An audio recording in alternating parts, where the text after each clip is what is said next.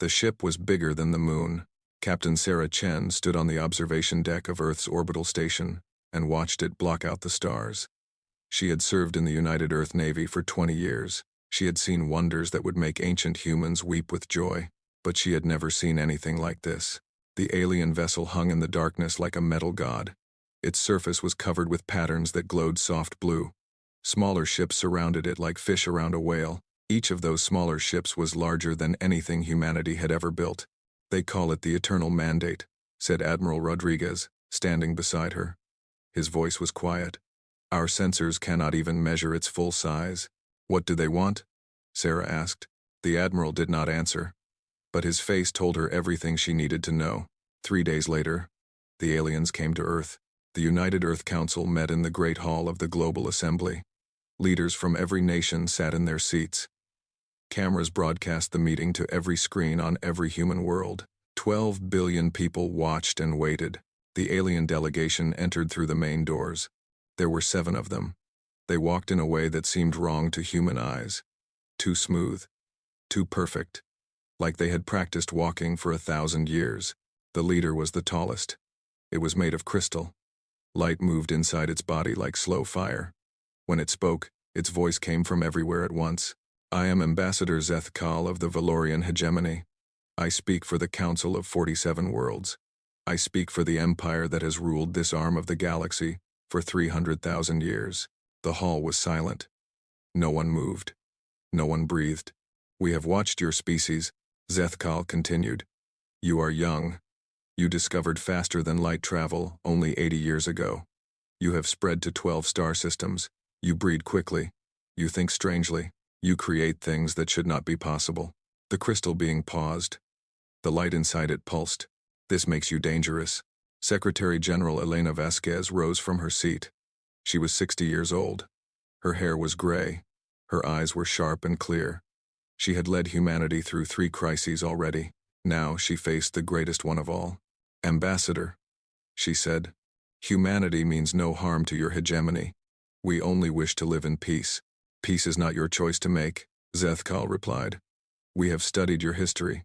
We know what you are. You fight each other constantly. You destroy your own world, then fix it, then nearly destroy it again. You cannot even agree among yourselves. How can we trust you among the stars?" Elena kept her voice calm. "We have changed. We are united now. Unity can break. Species can regress. We have seen it happen many times." The alien moved closer. It was twice as tall as any human in the room. "We have come to offer you a choice. It is the same choice we have offered to 217 species before you." "What choice?" "Submit to protectorate status. Your planets will be redistributed to species that can use them properly. Your population will be managed to sustainable levels. Your military will be dissolved. Your technology will be limited to what we approve. In exchange, you will be granted the privilege of continued existence." The hall erupted. Leaders shouted. Some jumped to their feet. The noise was chaos. Elena raised her hand. Slowly, the room fell quiet. "And if we refuse?" she asked. Zethkal made a sound that might have been a laugh. "No species has ever refused. Those who considered it were shown what happens to species that resist the hegemony. They chose wisely after that." "Show me." The alien tilted its crystal head. Then it raised one long arm. A hologram appeared in the air above the assembly. It showed a planet, green and blue, like Earth. Beautiful. Then the hologram changed. Ships surrounded the planet. Light fell from them like rain. When the light stopped, the planet was gray, dead. Nothing lived on its surface. Nothing would ever live there again. "This was Kareth 7, Zethkal said. "They refused. Now they are a memory, a lesson. You may join them, or you may submit. The choice, as I said, is yours." Elena stared at the dead world. Her face showed nothing, but her hands, hidden behind her podium, were shaking. "I need time," she said. "I must consult with my people. Of course, you have 72 hours. I will await your answer aboard my ship." The alien turned to leave. Then it paused. "I have done this many times, Secretary General. I know how it ends. You will argue. You will weep. You will rage against the unfairness of the universe. And then you will submit, because the alternative is death. Save yourself the trouble. Accept your place in the galaxy. The aliens left. The doors closed behind them. The hall exploded into noise again. But Elena Vasquez was not listening. She was already walking toward a private exit. Admiral Rodriguez followed her. So did Captain Chen and 6 others. They moved quickly through secret corridors that most people did not know existed. They entered a room deep beneath the assembly hall. The walls were thick metal. The door sealed behind them with a hiss. "Protocol Prometheus," Elena said. "Is it ready?" Admiral Rodriguez nodded slowly. "It has been ready for 30 years. Since first contact. We always knew this day might come. Then activate it. All of it. Every sleeper cell. Every hidden shipyard. Every secret weapon we have kept buried." Elena's voice was steady now. The shaking was gone. "They think they know us. They think they have seen species like us before. They are wrong, ma'am," Captain Chen said carefully. "They have 300,000 years of experience. They have conquered 200 species. Their fleet is. We cannot even count their fleet. We have 12 systems. They have 2,000. The math does not work. The math never works for us." Elena turned to face them all. Her eyes burned. "We survived ice ages, when we were nothing but clever monkeys with sharp sticks. We survived plagues that killed half our population. We survived wars that could have ended us a dozen times. We split the atom, nearly destroyed ourselves. And then we reached for the stars anyway. We are not a species that does math, Captain. We are a species that does the impossible because no one told us we couldn't." She pressed a button on the table. A hologram appeared. It showed all 12 human systems, and hidden among them, in asteroids and moons and empty space, it showed something else. Ships, thousands of them. Weapons, facilities, an entire shadow military that no alien sensor had ever detected. "Send the message," Elena said. "Send it to every human being on every world. Tell them what the aliens want. Tell them what happens if we refuse. And then ask them one simple question." "What question?" Admiral Rodriguez asked. Elena smiled. It was not a happy smile. It was the smile of someone who had made peace with what was coming. "Ask them, will you kneel?" The message went out. 12 billion people heard it. They heard about the alien fleet. They heard about the dead worlds. They heard about the choice. And from every city on every planet, from space stations and mining colonies and ships traveling between stars, the answer came back. It came in a million voices, speaking 1,000 languages, but it was all the same word. Never. 72 hours later, Ambassador Zethkal received humanity's response. Secretary General Vasquez appeared on his view screen. Behind her, he could see the United Earth Council. They were all standing. Their faces were hard. "Ambassador," Elena said, "humanity has consulted. We have our answer. I expected as much. You may begin the surrender protocols when ready. There will be no surrender." Zethkal paused. The light inside his crystal body flickered. "I do not understand." Elena leaned forward. "We did not crawl out of the mud. We did not survive ice and fire and ourselves. We did not reach the stars just to kneel before you. You want our worlds? Come and take them. But know this. Every inch of space you take will cost you more than it is worth. Every world you capture will burn in your hands. And every human you kill will be avenged by 10 more. She smiled again. That same terrible smile. "We are humanity, Ambassador. We do not surrender. We never have. We never will. And if we must die, we will make sure the galaxy remembers our name forever." The transmission cut, and in that moment, the greatest war the galaxy had ever known began. Ambassador Zethkal stared at the blank screen where the human leader had been. For a long moment, he did not move. The other diplomats in the room looked at each other. They had never seen their leader confused before. "Did she just threaten us?" asked one of the junior ambassadors. It was a small creature with too many eyes. "Did a species that has existed for less than a heartbeat just threaten the hegemony?" "She did." Zethkal's voice was strange. The light in his crystal body moved faster than usual. "Contact the fleet. Tell them to prepare for standard pacification procedures. We will show these humans what happens to species that forget their place." He never finished giving the order. Every light on the ship went dark. Every screen turned off. Every engine stopped. In the perfect silence that followed, Zethkal heard something he had not heard in 1,000 years. The sound of his own fear. Across the human solar system, 340 hegemony warships went dead at the same moment. They drifted in the darkness like fallen leaves. Their crews floated helpless inside them. Their weapons would not fire. Their engines would not start. Their communications reached no one. On Earth, Admiral Rodriguez watched the tactical display with a grim smile. "The devices worked," he said. "Every ship is disabled. How long until they recover?" Captain Chen asked. "Our scientists say at least 48 hours. The devices disrupted their quantum power cores.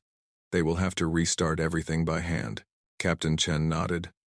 "Then we have 48 hours to change the shape of this war." Across human space, hidden doors opened. Asteroids split apart to reveal what was inside them. Moons cracked open like eggs. From the darkness of space where no sensors had ever looked, ships emerged. They were not beautiful ships. They were ugly, rough. They looked like they had been built in a hurry by people who cared more about function than form. Many of them were held together by welds that still glowed hot, but there were thousands of them. Admiral Chen Wei-lin sat in the command chair of the flagship Defiance. She was not related to Captain Sarah Chen, though they shared a name. She had been preparing for this moment for 30 years. She had built this fleet in secret. She had trained these crews in hidden facilities. She had waited in the shadows while humanity smiled at their alien visitors and pretended to be harmless. Now the waiting was over. "All ships report ready," her tactical officer said. "Target list confirmed," said another. 3 hegemony staging areas: Valoris Station, the Kethmar Depot, and Forward Base Omega. Distance to targets: Valoris Station is 40 light-years. Kethmar is 63. Omega is 112. Admiral Chen looked at the stars on her display. Somewhere out there, an empire that had ruled for 300,000 years was about to learn something new. "Launch the strike groups," she said. All of them, at once. 1,000 human ships jumped to faster than light speed. They vanished from the solar system like ghosts fading into the morning. The hegemony's disabled fleet still floated in the darkness, blind and deaf to what was coming. Valoris Station was the first target. It was a massive structure built around a gas giant, in a system the hegemony had controlled for 50,000 years. Hundreds of warships were docked there. Thousands of soldiers lived in its metal halls. It was a symbol of hegemony power. It had never been attacked, not once in its entire history. The human ships came out of nowhere. They were faster than the station's sensors expected. They were smaller than the warships they faced. And they fought in ways that made no sense to hegemony commanders. Instead of forming battle lines, they scattered. Instead of trading fire at long range, they dove close. Instead of protecting themselves, they attacked with everything they had. Commander Jax Morrison led the assault on the main docking ring. His ship, the Hornet, was small and quick. He flew it like it was part of his body. "Stay close," he told his squadron. "Hit them fast. Don't give them time to organize." Hegemony ships were waking up. Their crews rushed to battle stations. Their weapons came online. But they were slow. They were used to fighting species that feared them. They were not ready for humans. The Hornet dove between 2 massive battleships. Its guns blazed. Missiles streaked from its launchers. A hegemony destroyer tried to turn to face it, but Jax was already gone, twisting away into the chaos. "Target the fuel lines," he ordered. "Cut their supplies. Make them bleed." His squadron followed. They hit the station's fuel storage. They hit its repair bays. They hit its communication arrays. They did not try to destroy it completely. They did not have the firepower for that. But they hurt it. They hurt it badly. Across the galaxy, the same scene played out at 2 other locations. Human ships struck like wasps against giants. They took losses. Many pilots died. But they made every death count. At Kethmar Depot, a young pilot named Maria Santos flew her ship directly into a hegemony carrier's hangar bay. Her weapons were empty. Her shields were gone. She had 1 bomb left. "Tell my mother I love her," she said over the radio. Then she detonated. The carrier broke in half. 3 other hegemony ships caught in the explosion went dark and began to drift. Maria Santos was 23 years old. She was the first human hero of the war. She would not be the last. Back on Earth, Secretary General Vasquez watched the reports come in. The numbers were brutal. Humanity had lost 200 ships in the first strikes. 4,000 soldiers were dead or missing. But the hegemony had lost more than 1,000 vessels. Their three biggest staging areas were crippled. Their supply lines were cut. More importantly, the galaxy was watching. Vasquez stepped before the cameras one more time. Her face was tired but fierce. Behind her, a display showed the damage they had done. People of Earth and all human worlds, she said. Tonight, we struck back. Tonight, we showed the hegemony that we are not sheep waiting for slaughter. Tonight, we proved that free people will never bow to tyrants. She paused. The cameras caught every line on her face. This is just the beginning. The war ahead will be long. It will be hard. Many of us will not live to see its end. But I make you this promise. We will never stop fighting. We will never surrender. And one day, we will stand in the light of victory. And our children will know that their parents chose freedom over fear. The message went out to every human world. It went out to the hegemony as well. And it went out to every other species in the galaxy. The subject races who had lived under hegemony rule for millennia. The conquered peoples who had forgotten what resistance looked like. They heard Vasquez's words. They saw the burning hegemony stations. And something that had been dead for a very long time began to stir in their hearts. Hope.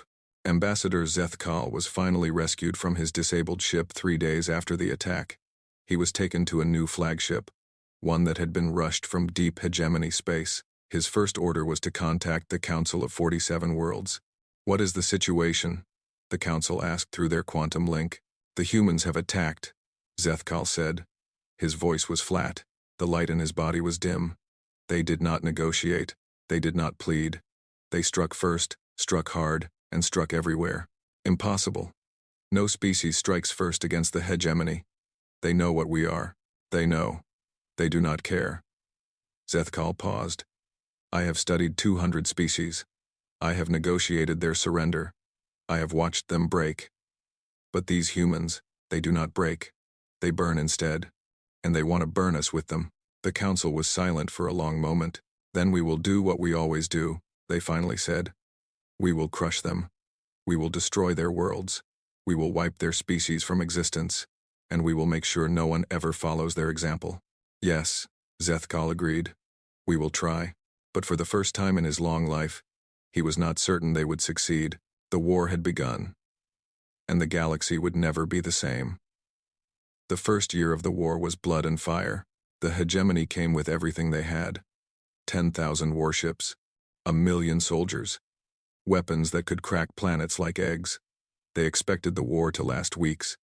Perhaps a month if the humans were stubborn. They were wrong. Admiral Chen Wei-Lin knew the truth from the beginning. Humanity could not win a straight fight. The numbers were too bad. For every hegemony ship humanity destroyed, 10 more could take its place. For every system the humans defended, the hegemony could attack 3 others, so humanity did not fight a straight fight. We cannot hold territory, Chen told her commanders in the First War Council. If we try, we die. So we make them bleed for every inch they take. We make this war so expensive that they cannot afford to win it. The strategy was simple, brutal, effective. When the hegemony came for the colony on Proxima IV, the colonists did not wait for rescue. They rigged their own city to explode. When the hegemony troops landed, the city became their grave. 50,000 aliens died in an instant. The colony was lost, but the cost was paid. When the hegemony blockaded the shipyards of Titan, the workers did not surrender. They sealed themselves inside and kept building ships. For 6 months, they lived on recycled air and protein paste. They built 47 warships before the hegemony finally broke through. Those 47 ships escaped through a hole the workers blasted in the blockade. Most of the workers died, but their ships lived on. This was how humanity fought. Not with glory, not with honor, with teeth and nails and every dirty trick they could think of. The hegemony did not understand. General Vothren was the commander of the hegemony's invasion force. He had conquered 16 species before coming to human space. He knew war like he knew his own body. But these humans made no sense to him. They destroy their own cities rather than let us take them, he reported to the council. They sabotage their own ships. They fight from caves and tunnels after we bomb their surfaces. We kill them, and they keep fighting. We capture them, and they escape. We offer them mercy, and they spit in our faces. They are animals, the council replied. Break them like animals. I am trying. But when I break one, two more appear. When I capture one world, I need 1,000 soldiers to hold it. I am winning every battle, but I am losing this war. 3 years into the conflict, the hegemony had technically conquered 9 of humanity's 12 systems, but they could not hold them. Resistance fighters struck every night. Supply convoys vanished. Soldiers who left their bases did not return. The humans had a name for this kind of war. They called it guerrilla fighting. The hegemony had no word for it. They had never needed one. Captain Sarah Chen led one of the guerrilla fleets. Her squadron, the Shadow Wolves, operated from a hidden base in an asteroid field. They had 12 ships. All of them were damaged. All of them had been repaired so many times that nothing original remained. New target, her tactical officer said. Hegemony supply convoy. 15 transports. 8 escort ships. How far? 2 light hours. They will reach their destination in 6 hours. Sarah smiled. It was not a nice smile. Then let us introduce ourselves. The Shadow Wolves struck the convoy from 3 directions at once. They came out of warp in the middle of the formation. Their guns fired before the hegemony ships even knew they were there. Sarah's ship, the Whisper, targeted the lead escort. Her missiles hit its engines. Her guns tore through its hull. The ship died in seconds. Transport 4 is breaking formation, someone called out. It is running. Let it run. Focus on the escorts. Once they are gone, the transports cannot fight back. The battle lasted 11 minutes. When it was over, 6 escort ships were destroyed. 2 had fled. All 15 transports were captured. Sarah's crew boarded them quickly. They took the food. They took the weapons. They took the medical supplies. Anything they could not carry, they destroyed. Leave one transport, Sarah ordered. Let the crew live. Let them tell the hegemony what happened here. Why? Her first officer asked. Because fear is a weapon too. The surviving transport limped back to hegemony space. Its crew told their story. The story spread. Soon, every hegemony soldier knew about the human raiders who appeared from nowhere and vanished like smoke. Some soldiers began to refuse convoy duty. Others started seeing shadows in every asteroid field. The hegemony had conquered species that were stronger than humans. They had crushed species that were smarter, but they had never faced a species that simply refused to give up. 5 years into the war, the hegemony controlled most of human space on paper, but their losses were staggering. 100,000 ships destroyed, 3 million soldiers dead. Resources that should have been spent expanding the empire were being poured into this one small war, and the humans were not alone anymore. The Kethmari were the first to rise. They were a small species, conquered so long ago that they had forgotten what freedom tasted like. But they watched the humans fight. They saw that resistance was possible. One night, on 100 Kethmari worlds, the slaves attacked their masters. The hegemony crushed the rebellion quickly, but the damage was done. Other species saw the Kethmari fall, and they did not see defeat. They saw proof that the hegemony could be hurt. The blind of Exodus 7 rose next, then the Hive Collective of Andros, then a dozen others. Each rebellion was small, each was destroyed, but each one cost the hegemony soldiers and ships and time. Humanity had become a symbol, a fire that would not go out. Other species looked at the humans still fighting after 5 years and thought, if they can resist, why can't we? Secretary General Vasquez was old now. The war had aged her decades and years. Her hair was white, her face was lined, but her eyes still burned. How long can we hold? She asked Admiral Chen. I do not know, Chen admitted. We are running out of ships.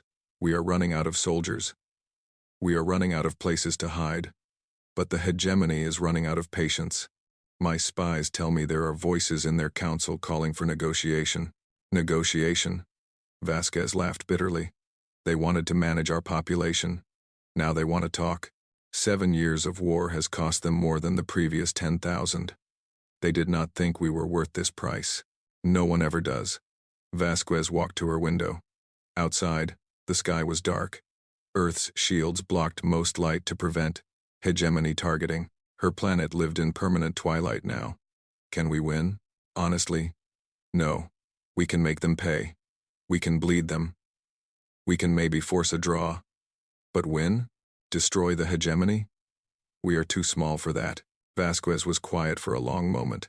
When she spoke, Her voice was strange, distant, like she was seeing something no one else could see.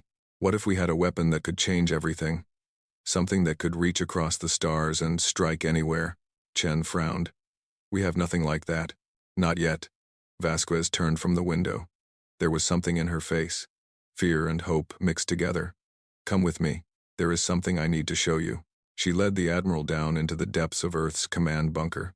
Past security checkpoints. Past guards who did not ask questions. Past doors that had not been opened in years. At the bottom, there was a room. Inside the room was a device. Chen looked at it. She did not understand what she was seeing, but she felt it. A wrongness in the air. A sense that something very dangerous was sleeping. What is this? She whispered. This, Vasquez said, is how we win the war, or how we end everything trying. The device hummed softly in the darkness. And somewhere, in the quantum foam of space itself, something that should not be possible waited to be born. The device was called Prometheus. Admiral Chen stood before it and felt cold. It was not a big device, just a sphere of dark metal, about the size of a human head. But looking at it hurt her eyes. The air around it seemed to bend and twist, like heat rising from summer pavement. What does it do? She asked. Secretary General Vasquez stood beside her. Her face was grim. It breaks the rules. All of them. Dr. Yuki Tanaka stepped forward. She was the lead scientist on the project. She had not slept in 3 days, and it showed. The hegemony believes faster-than-light weapons are impossible. They have spent 300,000 years trying to build one. They failed. We succeeded. How? By thinking differently. Dr. Tanaka touched a control panel. A hologram appeared showing a star system. The Prometheus device does not fire a beam or launch a missile. It destabilizes quantum bonds at a distance. We can target any point in space we have mapped. When we activate the device, everything at that point simply stops existing. Chen stared at the hologram. What range? We have tested it at 50 light years. In theory, the range is unlimited. Unlimited range. Instant effect. No defense possible. Chen understood now why Vasquez had brought her here. This was not a weapon. This was extinction in a box. If we have this, Chen said slowly, why haven't we used it? Because we are not monsters. Vasquez's voice was tired, so tired. I have spent 7 years sending soldiers to die. I have watched cities burn. I have read the names of the dead until I could not see through my tears, but I will not push a button and erase 1 billion lives. Not unless there is no other choice. And if there is no other choice? Vasquez did not answer. She did not need to. 3 months later, the choice was made. The hegemony launched their final offensive. Every ship they could spare, every soldier they could gather. They were tired of this war. Tired of losing. Tired of the humans who would not stay dead. They came with fire in their hearts and murder in their eyes. Admiral Chen's fleet met them at the edge of human space. The battle lasted 4 days. When it was over, humanity had no fleet left. Just scattered ships running for safety. Just burning wreckage drifting in the void. Chen herself was wounded. Her flagship was destroyed. She floated in an escape pod and watched the hegemony armada pass by, heading for Earth. It's over, her first officer said. He was bleeding from a head wound. They've won. No. Chen's voice was quiet but firm. They have not won until we are all dead. Send a message to Earth. Tell Vasquez, it's time. On Earth, Secretary General Vasquez received the message. She stood alone in the room with Prometheus. Her hand hovered over the activation control. 1 button. 1 touch. And she could end this war. End the hegemony's greatest shipyard. End 1 million lives in an instant. She thought about her grandchildren. 2 boys and a girl, living in a bunker somewhere deep underground. She thought about the soldiers who had died believing she would find a way to win. She thought about the other species watching from across the galaxy, hoping humanity would show them that empires could fall. She pressed the button. 4.7 light-years away, the great shipyard of Valoris Prime ceased to exist. There was no explosion, no fire, no drama. One moment, a structure that had taken 50,000 years to build hung in space around a dying star. The next moment, there was nothing. Just empty void where steel and stone and living beings had been. The hegemony fleet stopped. Every ship, Every soldier. They stopped and looked back at where their greatest fortress had been. They saw nothing. Admiral Zethkal was with the fleet. He had insisted on being present for humanity's final defeat. Now he stared at his sensors and felt something he had not felt in 1,000 years. Terror. All ships halt, he ordered. His voice cracked. Hold position. Do not advance. Sir? His officers looked confused. Victory was so close. Earth was just hours away. We have won. We just need to. Did you not see what just happened? Zethkal spun to face them. The light in his crystal body was wild and afraid. Valoris Prime is gone. Not destroyed. Gone. As if it never existed. They have a weapon that can reach across 5 light years and erase a shipyard with 1 million workers. Do you understand what that means? The officers were silent. They understood. If we attack Earth, Zethkal continued, they will use that weapon again. On our homeworlds. On our families. On everything we have ever built. We cannot defend against it. We cannot outrun it. We can only hope they choose not to use it. He turned to the communication console. Open a channel to Earth. Wide broadcast. Let every ship hear this.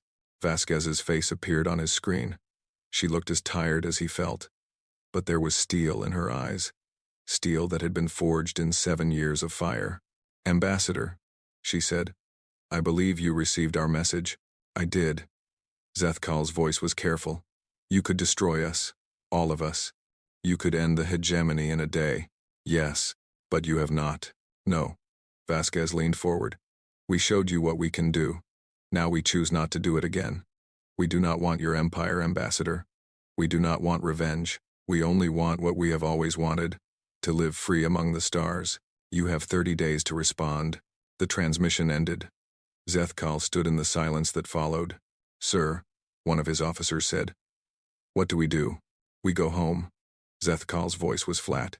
We go home and we tell the council that the war is over. Not because we lost, but because if we continue, we will lose everything. The hegemony fleet turned around. They left human space. They did not return. On Earth, people came out of their bunkers for the first time in years. They looked up at the sky and saw no enemy ships. They heard no sirens. They felt something strange on their faces. Sunlight. Real sunlight. For the first time in 7 years, Earth's shields were down. Secretary General Vasquez stood before the cameras one last time. Her hands were shaking. Her eyes were wet. But her voice was strong. People of Earth and all human worlds. The hegemony has retreated. Their fleet is leaving our space. We have received word that they wish to negotiate. She paused. The whole world was listening. We have won. Not the victory of conquest. Not the victory of revenge. But the victory of survival.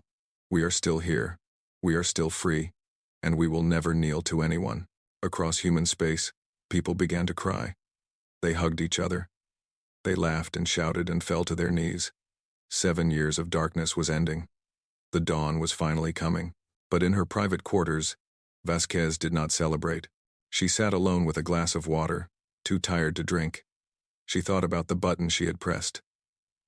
The 1,000,000 lives she had ended, the weapon that now sat in its vault, waiting for the next time humanity needed to kill a world. She had saved her species.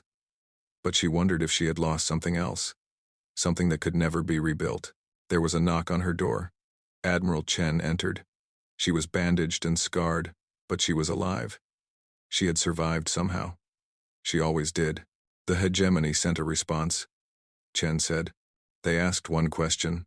What question? They asked. What are your terms? Vasquez looked up. For a moment, the tiredness left her eyes. Something else replaced it. Not joy. Not triumph. Something quieter. Something like hope. Get me my writing pad, she said. We have work to do. The ship called Eternal Mandate had been repaired. Ambassador Zethkal stood on its bridge and looked out at Earth. 7 years ago, he had come here to demand surrender. He had been certain of his power, certain of his victory, certain that these strange, small creatures would kneel like all the others. Now he was here to sign a treaty. And for the first time in his long life, he was not certain of anything. The human delegation arrived in a shuttle that was barely held together. Its paint was scratched. Its hull was dented. It looked like it had fought a war. Because it had. Secretary General Vasquez walked through the airlock. She was old now. Her hair was white. Her body was thin. But she walked like someone who had nothing left to fear. Behind her came Admiral Chen and a group of advisors. Zethkal met them in the great hall of the ship. It was the same room where he had delivered his ultimatum 7 years ago. The walls still showed the hologram projectors that had displayed dead worlds. The floor still held the marks where his soldiers had stood. "Secretary General," he said. "Welcome aboard." "Thank you, Ambassador." Vasquez looked around the room. Her eyes lingered on the hologram projectors. "This room brings back memories. Not pleasant ones, I imagine. No, but necessary ones." She turned to face him. "You asked for our terms. We have prepared them." Zethkal gestured toward a table. "Please, share them." They sat. Vasquez placed a simple document on the table. Just a few pages. Zethkal had expected a library of demands. "You may read it yourself," Vasquez said. "But I can summarize. We want 3 things." "Only 3? "Only 3. Vasquez held up one finger. "First, recognition. We are no longer a lesser species. We are equals in this galaxy. Our territory is ours. Our people are free. No hegemony ship enters our space without permission." Zethkal nodded slowly. "This is reasonable." "Second," Vasquez continued, "freedom for others. Any species currently under hegemony control may choose to leave. You will not stop them. You will not punish them. If they want independence, you let them go." The light in Zethkal's body flickered. This was harder. The hegemony had spent 300,000 years building its empire. Vasquez was asking him to let it fall apart, but he thought about the weapon that had erased Valoris Prime. He thought about what would happen if humanity used it again. "Continue," he said quietly. "Third," Vasquez finished, "a seat on the council. Not for humanity alone. For all species. A new council where every voice is heard. Where wars like this one can be prevented before they start." Zethkal was silent for a long time. The other hegemony representatives shifted nervously. They had prepared for crushing demands. They had expected humanity to want territory, resources, revenge. They had not expected this. "You could ask for anything," Zethkal finally said. "You have a weapon that could destroy us. You could demand our empire. You could enslave us as we tried to enslave you. Why don't you?" Vasquez smiled. It was a tired smile, but there was warmth in it. "Because that is not who we are. We did not fight this war for conquest. We fought because you gave us no choice. We are not better than you, Ambassador. We are just stubborn. Maybe a little stupid. We would rather build than destroy." She leaned forward. "But understand this. Threaten what we love, and we will burn the galaxy down around us. We showed you that. We showed everyone that. Choose to be our friends, and we will die for you. Choose to be our enemies." She shrugged. "Well, you have seen how that goes." Zethkal looked at the document. He looked at Vasquez. He looked at the humans behind her, scarred and tired but still standing. For 300,000 years, the hegemony had ruled through fear. They had crushed anyone who resisted. They had built an empire on bones and blood, and in 7 years, one small species had brought it all down. "I will sign," Zethkal said. The room was silent. Then, slowly, Vasquez nodded. "Thank you, Ambassador." The Treaty of Sol was signed that day. It changed everything. 17 species left the hegemony in the first year. Another 30 followed. Some chose to form their own nations. Others asked humanity for help building new governments. The old empire did not collapse, but it transformed. It became a federation instead of a tyranny. The new Galactic Council met for the first time on a space station built near Earth. Representatives from 100 species sat together in a great circular hall. At the center, a single light burned. It represented peace. It represented hope. It represented the future. Humanity took its place among the stars, not as conquerors, not as rulers, but as a people who had earned their freedom with blood and fire. The years passed. Wounds healed. Worlds rebuilt. Children were born who had never known war. 20 years after the Treaty of Sol, a ceremony was held on Earth. It was called Liberation Day. Every world that had fought against the hegemony celebrated it. But on Earth, it had special meaning. Secretary General Elena Vasquez was still alive. She was 90 years old now. Her body was weak. She used a chair that floated on silent motors, but her mind was sharp, and her eyes still burned. She went to a memorial on the coast of South America. It was a wall of names. Every human who had died in the war was written there. The wall stretched for 3 kilometers. It took hours to walk from one end to the other. Vasquez sat before it in the morning light. She had come here every year since the war ended. She had read the names until she knew them by heart. She had wept until she had no tears left. Today, she was not alone. A young alien approached her. It was a species she did not recognize. Small, with soft blue skin and wide eyes. It wore the uniform of the Galactic Council's diplomatic corps. "Madam Secretary," the young alien said. "May I ask you something?" Vasquez smiled. "Of course. Sit with me." The alien sat on the grass beside her chair. For a moment, they both looked at the wall of names. "I have studied your war," the alien said. "I have read the histories. I have watched the recordings. I know what happened. But I do not understand one thing." "What is that?" "Were you ever afraid?" The alien looked up at her with those wide eyes. "When you refused their ultimatum, when you knew what would come. Were you ever afraid?" Vasquez was quiet for a long moment. She reached out and touched the wall. Her fingers traced a name. Someone she had known. Someone she had sent to die. "Every moment of every day," she said. "I was terrified. I lay awake at night wondering if I was leading my people to extinction. I saw the dead in my dreams. I heard them asking me why. Why did you let us die? Why did you fight a war we could not win? Then how did you do it? How did you keep going?" Vasquez turned to face the young diplomat. For a moment, they saw something in her eyes. Something old and fierce and unbreakable. "Because fear is human," she said. "We have always been afraid. Afraid of the dark. Afraid of the unknown. Afraid of death. But we go into the dark anyway. We face the unknown. We fight, even knowing we might fall. Fear is not weakness. Fear is what we overcome to be strong." She looked back at the wall. "Remember that," she said, "and you will understand humanity. Forget it." And she smiled again. That old, tired, victorious smile. "Well, let us hope you never forget it." The young diplomat nodded slowly. They sat together in silence, watching the sun rise over the memorial. Somewhere above them, ships moved through the stars. Species that had once been enemies now worked side by side. A galaxy that had known only war for 300,000 years was learning, slowly, how to have peace. And, on a small blue world, at the edge of an ordinary galaxy, an old woman remembered the price of freedom. She whispered the names on the wall. One by one. Every name. Every soul. She would never forget them.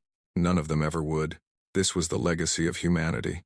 Not the weapon they had built, not the war they had won, but the simple, stubborn truth that free people will never bow to tyranny. They had entered the galaxy as children. They had earned their place as equals, and whatever the future held, they would face it the same way they always had. Together, unbroken, human,